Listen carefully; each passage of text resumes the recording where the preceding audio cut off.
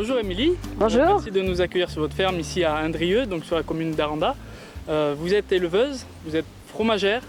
Est-ce que vous pouvez nous expliquer un petit peu les origines de cette ferme et comment est-ce que vous êtes arrivée ici sur cette exploitation?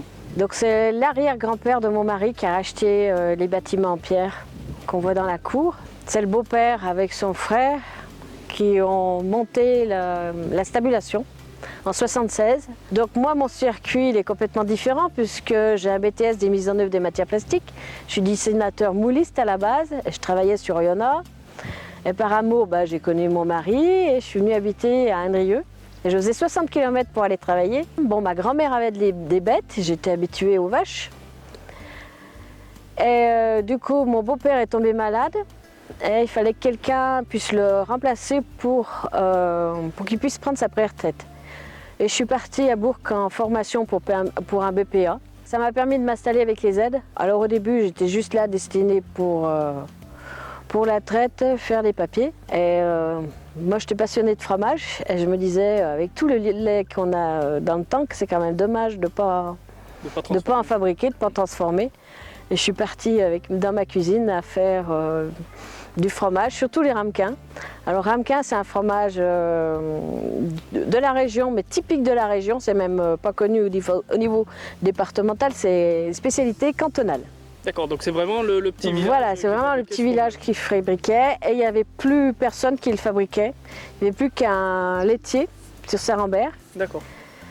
Donc c'était un fromage pratiquement disparu. Quasiment disparu. Et je suis allée interroger les anciens pour savoir comment il se fabriquait. Et je suis partie à tester dans ma cuisine faire le ramequin. Donc ça à la base c'est un fromage écrémé. Donc la difficulté déjà c'était de l'écrémer. Quand on n'a pas de maternelle, on n'a rien du tout.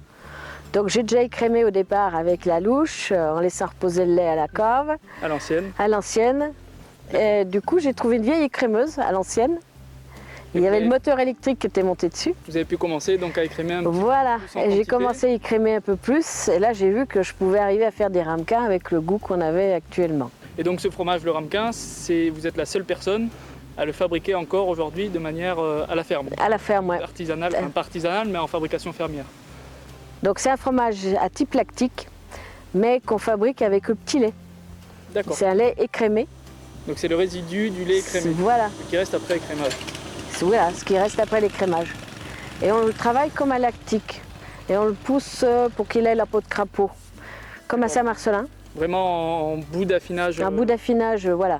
Et une fois qu'il a la peau de crapaud, qu'il est prêt à sauver des grilles, on va le mettre à sécher. Et après, au séchoir, il faut vraiment surveiller, il ne faut pas qu'il soit trop sec. Et à ce moment-là, à cette époque-là, moi je travaillais dans les pots en grès comme à l'ancienne. Je les mettais dans les pots en grès pour les confiner. Et il restait 1 mois, 2 mois dans le pot en grès. Mais il n'était pas sec et du coup, je le lavais à la brosse. Ouais. Donc au départ, pas de chambre froide, pas de frigo, rien du tout. Donc tous les 15 jours, je le lavais. Et puis au fur et à mesure, j'y suis arrivée. J'ai mis 3 ans pour maîtriser. Donc il a fallu faire ses propres choix parce que on a un lait particulier. Le voisin, c'est pas le même lait, donc tout peut changer. Chaque ferme a un lait vraiment particulier selon les terrains, les prairies, etc. Donc on a 85 laitières, type Montbéliard. Donc 6 mois dans l'année, elles pâturent. Alors au printemps et à l'automne, elles pâturent la journée et la nuit, elles sont dans l'exploitation. Et quand il fait trop chaud l'été, on a inversé le système, on les met la nuit en pâture et la journée sur l'exploitation. Ça permet qu'elles soient à l'ombre, elles sont au frais, elles ne sont pas envahies de mouches. D'accord, donc c'est un petit peu mieux pour leur bien-être à elles et puis pour la production aussi laitière derrière. Voilà. Comment les gens réagissent quand ils goûtent votre fromage pour la première fois? Ils sont surpris. En fait, ils s'attendent à un fromage fort. En fait, un fromage pas bon, mais en fait, il est bon, mais le problème, en fait, c'est la texture qui surprend, parce qu'il colle en bouche. Oui, ce qu'on n'a pas précisé, ce qu'il faut dire, c'est que c'est un fromage qui est fondu. Voilà, c'est un fromage qu'on consomme uniquement cuisiné. Voilà, une fois sec, on le râpe et on le fait fondre. Alors c'est quoi la recette exacte du ramequin? La recette exacte, c'est on fait revenir une gousse d'ail dans le caclon. Elle est hachée finement avec du beurre. On coupe nos fromages en lamelles ou on les râpe et on rajoute de l'eau. Alors par expérience, c'est à peu près la même quantité d'eau que de fromage. Mais après, ça dépend du cuisinier et comment les gens aiment le déguster. Les anciens vont le déguster super épais, très épais, donc très peu d'eau, plutôt fort. Quelqu'un qui débute, qui ne connaît pas le fromage, je vais lui mettre beaucoup plus d'eau. D'accord. Donc plutôt doux, du coup. Plutôt doux. Donc il vaut mieux peut-être pour quelqu'un qui ne connaît pas ce fromage, un néophyte, peut-être commencer par un fromage plus dilué, Voilà. plus fondu avec de Voilà. l'eau et puis aller... Puis après, la couleur, plus on est dans le foncé, plus il sera fort le fromage. D'accord. Plus le fromage est clair, plus il sera doux. Donc on plus commence il est par fort, des doux. Plus il est vieux. Voilà. D'accord. Donc ce fromage-là, ça fait une quinzaine d'années que vous le fabriquez. Oui. Dans une dizaine ou une quinzaine d'années, vous allez prendre la retraite. Et est-ce qu'il y aura quelqu'un à ce moment-là pour prendre la relève et continuer à fabriquer ce fromage fermier? Eh bien, actuellement non, mais d'ici 5 ans, il faut que justement que je parte à la recherche de la perle rare, qui puisse continuer, voire même le faire progresser. Parce que la difficulté, c'est qu'il faut que cette personne-là, c'est vous qui la formiez, puisque cette personne-là ne pourra pas se former ailleurs. Voilà, parce que je suis partie moi de zéro. Ce fromage-là Voilà. n'existe plus ailleurs. Alors du coup, est-ce que vous pouvez nous parler un petit peu des autres fromages que vous fabriquez sur cette ferme? Parce que vous avez les ramequins, on en a parlé, et du coup vous fabriquez aussi d'autres fromages. Oui, vu que j'ai pas assez en fait de consommateurs pour faire plus de ramequins, je me suis partie dans d'autres gammes de fromages. Donc je fabrique la tome d'Aranda, c'est une tome nature.